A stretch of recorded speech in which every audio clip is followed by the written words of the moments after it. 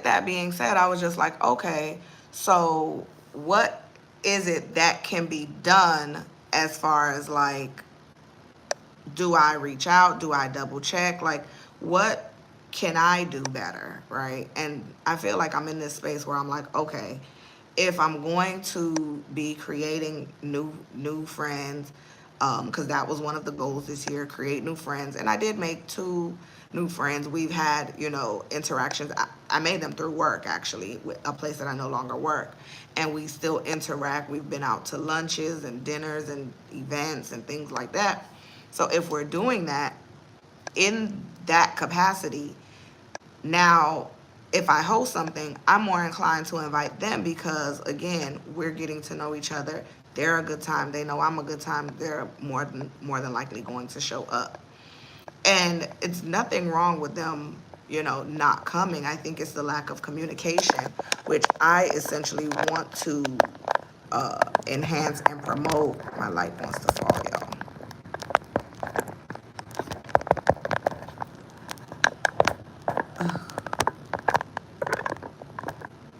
Everything wants to fall apart now. Okay. Oh my gosh.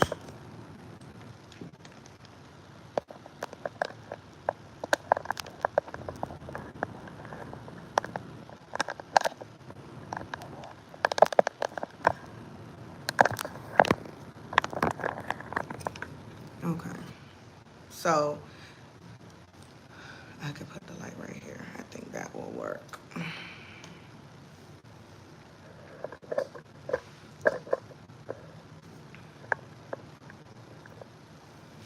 So I'm proposing that I will, go forward and plan or host something else because that's something that I do enjoy and I do like. And I'm always respectful of people's time as well. So I show up to things on time so that I can leave on time, right? Considering when someone hosts something, I'm always like early. I'm early, for a lack of a better term, because I take time very seriously. Um, but the whole purpose of creating this episode is the idea of what do we do when we are in our adult phase.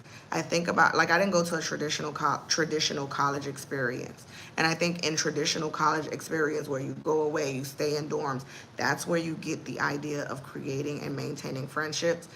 But having children also allowed me to realize it goes way back to like elementary school where you're like, hey, what do you want out of a friend? What kind of friend are you? These are questions you want to ask your children. What kind of friend are you? Do your friends think you're a good friend? Do you think you're a good friend? What do you want from your friends? And not everyone can be your friend, and not every acquaintance turns to a friendship, and not every classmate is going to be your friend. And my son is really good about that. Like, he has his set of friends. He don't want no other friends. My daughter, on the other hand, she's open to accepting everyone as her friend, even if they don't have her best interest in heart. And she's still working on that. Me, on the other hand, I would like to make more friends.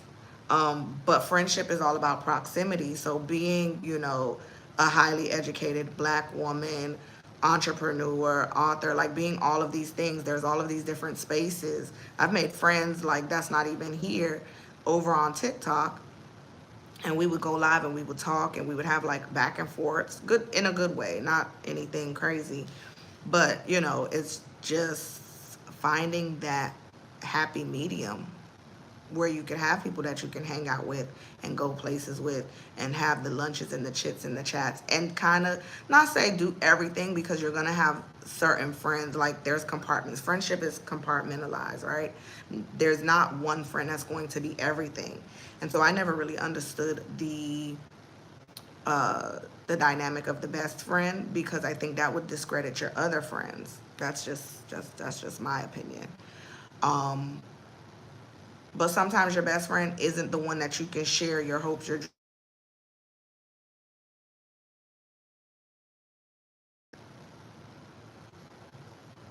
I have to come back to the live, y'all. There's no way to pause my live.